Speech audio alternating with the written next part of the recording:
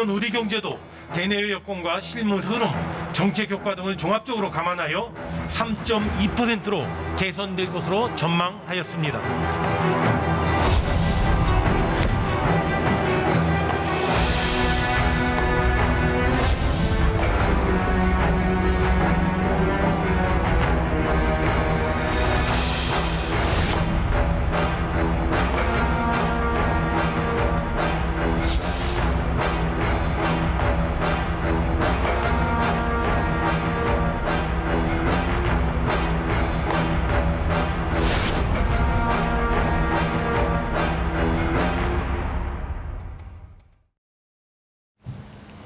네, 오늘의 킹덤 주제, 2021년 경제는 훈풍일까, 한파일까입니다. 네, 지난 17일 통계청에서 2020년 가계금융복지조사를 발표했습니다. 결과 어떻게 나왔습니까? 네, 일단 가구당 평균 자산과 부채 이런 것들이 종합적으로 발표가 됐었는데요. 먼저 가구당 평균 자산부터 살펴보도록 하겠습니다. 지난 3월 기준입니다. 가구당 평균 자산은 4억 4,543만 원이고요. 평균 부채는 8,256만 원으로 전년 대비 4.4% 증가했습니다. 지난해 가구당 평균 소득은 5,924만 원. 처분 가능 소득은 4,818만 원으로 각각 1.7%, 1.9% 늘었습니다. 네. 소득 증가율은 2012년 통계 작성 이후 역대 최저치를 기록했다라고 합니다. 네, 부채는 많이 늘었고 소득은 거의 늘지 않았고, 자, 최백운 의원, 이런 조사 결과 어떻게 분석해야 됩니까? 예, 그 소득하고 부채는요, 좀 구별을 해야 됩니다. 그러니까 우리가 예를 들어서 집을 사게 되면은 대개 이제 그러니까 대출을 받아서 사잖아요. 네. 그렇게 되면 자산도 증가하고 부채도 증가합니다. 그러니까 부채도 자산의 일부분이죠. 네. 근데 이제 자산이라는 것은 살면서 그동안에 쭉 누적된 하나의 재산인 거고요. 소득이라는 것은 그러니까 그 해라든가 네. 그 달에 그러니까는 어떤 특정 시점에 어쨌든 간에 수입이죠. 현금 흐름이죠. 예, 그런 점에서 좀 차이가 있기 때문에 부채하고 소득을 1대1로 비교하는 것은 문제가 있고요. 네. 단지 이제 그러니까 우리가 보게 되면은 소득의 증가율이 과거에 비해서 많이 떨어진 건 사실입니다. 네. 그럼에도 불구하고 다행스러운 것은 이번에 가계금융복지조사가 좀 나타나는 다행스러운 건 뭐냐면요. 네. 소득 분배가 크게 개선됐어요. 예, 네. 그러니까 이제 그 가계 전체 평균은 1.2%가 소득이 증가했는데 네. 하위 계층이 그러니까 4.6%가 올라갔고요. 거의 그러니까 한 4배 가까울 정도로요. 중간층이 2.1%, 그다음에 상위 계층이 1.1%뿐이 안 올랐어요. 네. 그런 점에서 굉장히 소득 분배 개선됐고, 특히 이제 경제적인 취약 계층이라고 할 수 있는 뭐 임시 일용직 같은 경우가 한 3.9% 올랐고요. 그리고 이제 한부모 가구 같은 경우는 11.3%나 올랐습니다. 네. 그런 점에서 어려운 사람들이 상대적으로 그래도 많이 혜택을 받다는 점에서 좀 이제 다행스러운 점이 있는 것이고, 그런 점에서 문재인 정부의 소득주 성장 정책의 일정한 성과는 네. 확인되어진다고 이렇게 평가할 수 있을 것 같고요. 네. 단지 이제 그러니까 일부 신문들에서 그러니까 부채가 굉장히 빠른 속도로 증가하고 있다고 얘기를 하는데 그건 사실입니다. 네. 사실인데 문제는 뭐냐면 지난해 1년 동안에 그러니까 그렇게 속도가 문재인 정부 3년 동안의 평균에 비해서는 오히려 낮아요. 거기다가 뭐냐, 박근혜 정부 마지막 1년에 비해서 훨씬 낮습니다. 네. 그러니까 박근혜 정부 마지막 1년 때 부동산에 광풍이 불었었거든요. 당시에요. 그런 점에서 그때보다는 그러니까 부채 증가율이 훨씬 낮다는 점을 상대적으로 좀 비교할 필요가 있습니다. 네. 소득 분배 개선 효과에 주목해야 한다. 경제가 뜨겁진 않지만 전체적으로 따뜻해졌다는 말씀 같습니다. 자, 연령대 유형별 부채 보유액도 발표됐는데요. 이건 MC 장원 의원이 정리해 주시죠. 네, 도표를 보시면서 함께 설명을 좀 드려보도록 하겠습니다. 이 연령별로는 40대 가구 부채가 평균 1억 1,327만 원으로 가장 많았습니다. 50대 39세 이하가 그 뒤를 이었는데요. 특히 30대 가구의 평균 부채는 1억 82만 원으로 역대 처음 1억 원을 돌파했습니다. 30대의 금융부채 증가율의 경우 전년 대비 8.3%로 전 연령대에서 가장 높았고요. 이들 연령대의 평균 담보 대출액은 6,422만 원으로 전체 부채의 63%를 차지했습니다. 신용대출은 1,378만 원, 13% 수준이었습니다. 네, 특히 30대 가구 평균 부채가 처음 1억 원을 돌파했는데 전 연령대 중에서 가장 높은데 원인이 뭐라고 보십니까? 아무래도 이제 그러니까는 제가 앞에서도 얘기했듯이 부채 증가는 대개 이제 그러니까 그 주택 자산 증가와 관련돼 있어요. 네. 그러니까 부동산 매입이 이제 그러니까 여기에 영향을 많이 미쳤다고 보고 있고요. 네. 그런데 이제 그 30대 이하 이제 그러니까는 그 이 가계부채 증가에 우리가 주목을 하는데 네. 아까 앞에서도 얘기했듯이 지난 3년 평균보다 낮아요, 오히려요. 그래도요. 이게 지난 1년 동안에 이제 그러니까는 변화인데 네. 그보다 낮다는 거. 그리고 이제 특히 이제 그러니까는 박근혜 정부 말기 그러니까 1년 동안에 비해 가지고는 훨씬 더 낮습니다. 네. 그러니까 그때에 비해 가지고 그러니까는 비율이 그러니까 거의 그러니까 한 5% 이상 차이가 날 정도로 가고요. 그런 점에서 가고. 근데 이제 30대 이하 같은 경우도 30대 이하라면 39세 이하를 얘기하거든요. 네. 근데 29세 이하도 거기에 포함되어 있는 거고 20대도요. 그렇죠? 근데 29세 이하 같은 경우 상대적으로 그렇게 높지가 또 않습니다. 예. 네. 29세 이하의 경우에 3,479만 원 정도네요. 말씀하신 건 적은데요. 부동산이 원인이다. 그러나 전 정부에 비하면 증가세 폭이 크다고 볼 수는 없다. 자, 올해 코로나19 여파로 인해서 우리 경제가 많이 어려웠던 게 사실이죠. 실제로 경제 성장률이 마이너스를 기록했습니다.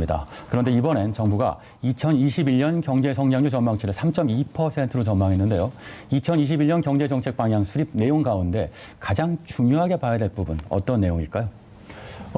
저는 정부가 어차피 지금 그러니까 상당히 경제가 지금 상황이 그러니까 지난해 하반기에 우리가 예측했던 것보다 상황이 나빠지고 있어요. 네. 나빠지고 있는 상황 속에서 지금 그나마 그동안에 하반기에 경제를 끌고 왔던 게 수출이었었는데 수출 환경도 지금 녹록치 않게 지금 변해가고 있거든요. 네. 그러면 결국은 수출은 우리가 통제할 수 없는 변수이고요. 네.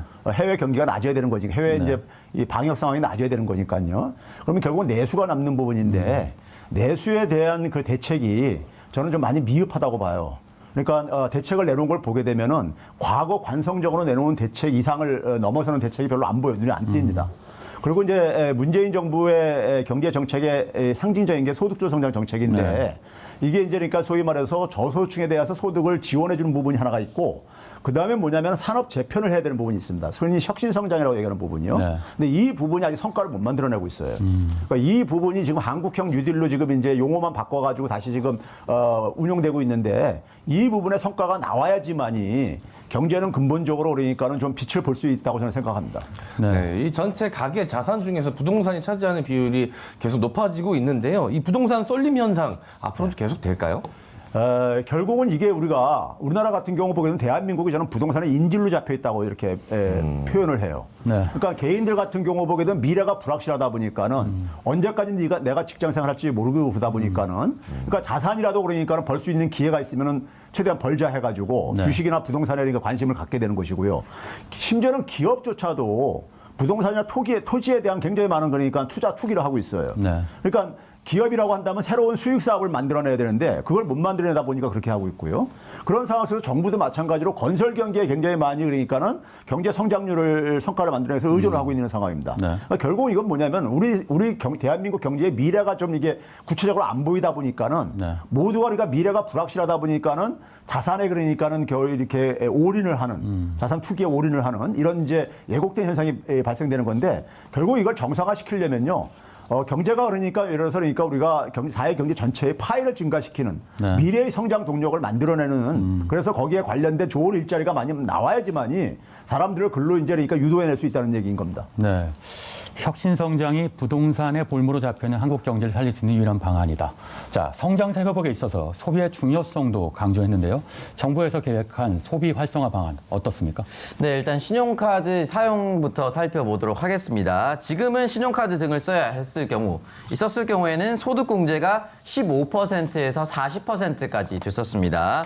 더 나아가서 내년에 신용카드와 관련돼서 소비할 경우에는 여기에 10%포인트 공제율을 추가로 더 늘릴 계획이다라고 발표를 했고요. 그 외에 승용차를 살 때는 내는 개별 소비세가 있습니다. 이 개별 소비세 인하는 6월까지 연장하고 내년 3월부터 12월까지 11개 품목의 에너지 효율 1등급 가전제품을 구매하면 이 구매 금액의 20%를 또 환급을 또 받을 수가 있다라고 합니다. 이 밖에도 신관광 활성화, 사실 올해 연말에 이제 대규모로 문화부에서 이제 추진하려고 했다가 네. 다시 코로나 확산세가 이제 심해지면서 좀 주춤하긴 했었는데요. 내년부터 다시 조금 더 활성화시킨다고 했고, 저기 보면은 영공선해 비행 후 복귀하는 관광 비행 상품 활성화. 그러니까 인천에서 출발해서 네. 우리나라 영공을 넘어섰다가 네. 해외 면세점까지 이용하고 다시 인천으로 돌아오는 상품. 네. 근데 사실 바로 매진이 되고 했었거든요. 네, 그래서 그렇죠. 이런 부분까지 많은 활성화, 촉진 방안들이 나오고 있습니다.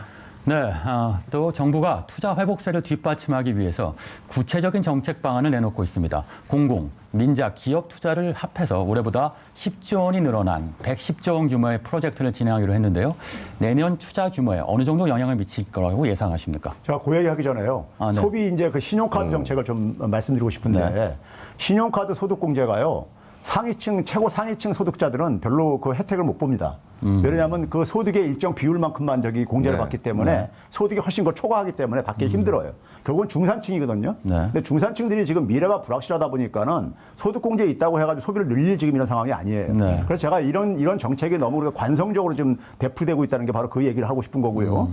그럼 이 상황 속에서 지금 그러니까 기업들이 지금 경제가 불확실한 상황 속에서 투자를 하기가 쉽지가 않습니다. 네. 그럼 결국 공공투자가 결국은 주도를 할 수밖에 없어요. 네. 그러니까 공공투자가 그러니까는 그냥 이것도 과거 경기 침체 정도 수준으로 하면 안 되고요. IMF에서 이런 얘기를 했어요. IMF에서 GDP 대비 1%만 공공투자 늘리게 되면은 성장률을 2.7%포인트까지 끌어올릴 수 있다. 얘기했거든요. 그게 최근에 나온 보고서에 네. IMF에서요. 그러면 그런 차원 속에서 지금 같은 상황 속에서는 공공투자를 좀 획기적으로 좀 늘려야 되고요. 네. 공공투자 늘려야 될 부분도 굉장히 많이 있습니다. 일반 시민들 삶의 질과 관련된 부분도 있고 굉장히 많이 있기 때문에 정부가 이럴 때는 적극적으로 재정을 운용을 해야 된다고 생각합니다. 네, 소비를 당장 늘릴 수는 없지만 정부가 나서서 공공투자를 해야 한다. 자, 오늘 2021년 경제는 훈풍일까, 한파일까를 주제로 얘기 나눠봤습니다. 오늘의 킹덤 오록 이렇게 제시해 봅니다. 곳간에 재정 쌓아두기만 하면 썩어버리기 마련, 나누어야 해결될 때도 있다. 새로운 경제정책, 코로나 경제 위기 속 해결책이 되길 바랍니다. 최백운 의원은 여기서 인사드리겠습니다. 감사합니다. 네, 감사합니다.